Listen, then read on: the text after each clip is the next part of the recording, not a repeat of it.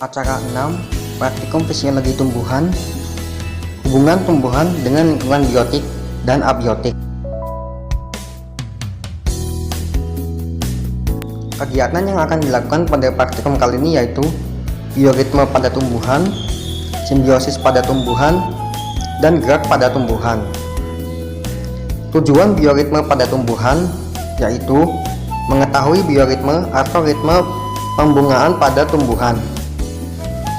Cara kerjanya, amati dan rekam proses mekarnya bunga pada tanaman bunga pukul 4 atau bunga wijaya kusuma. Untuk tujuan simbiosis pada tumbuhan yaitu mengetahui bentuk simbiosis pada tumbuhan kacang hijau. Cara kerja, amati dan rekam bintil akar pada tanaman kacang hijau yang telah ditanam. Untuk tujuan gerak pada tumbuhan yaitu mengetahui adanya gerak pada tumbuhan.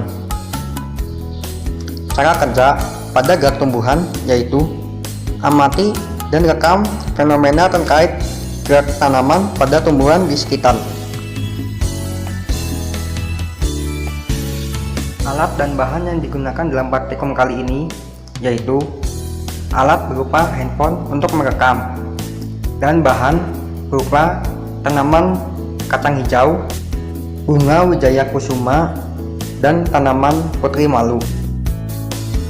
Simbiosis adalah interaksi antara dua organisme yang hidup berdampingan di suatu lingkungan.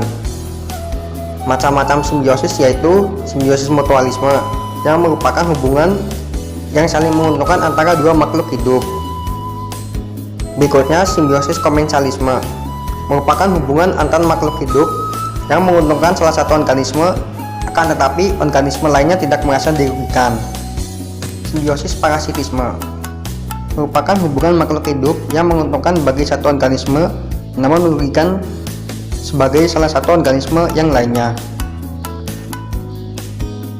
Bioritme adalah aktivitas tumbuhan yang dilakukan secara teratur, berkala, dan terus-menerus akibat respon tumbuhan terhadap perubahan kondisi lingkungan di luar, baik cahaya matahari, kelembapan, dan suhu.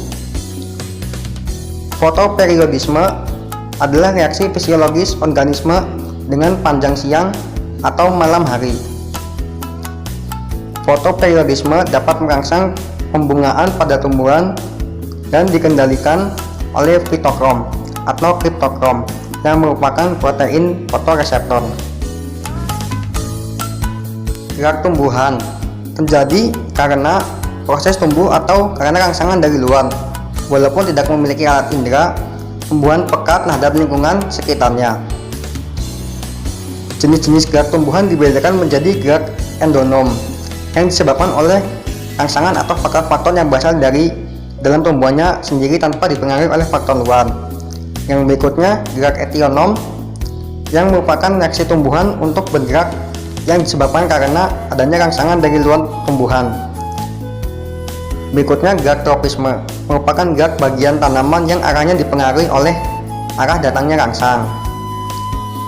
Berikutnya ada gerak nasti, gerak bagian tanaman yang dipengaruhi oleh adanya rangsangan dari luar namun arah gerakannya tidak dipengaruhi oleh arah datangnya rangsang. Dan yang terakhir gerak taksis merupakan gerak seluruh atau bagian tumbuhan yang bergerak atau berpindah dengan arah yang dipengaruhi oleh arah datangnya rangsang.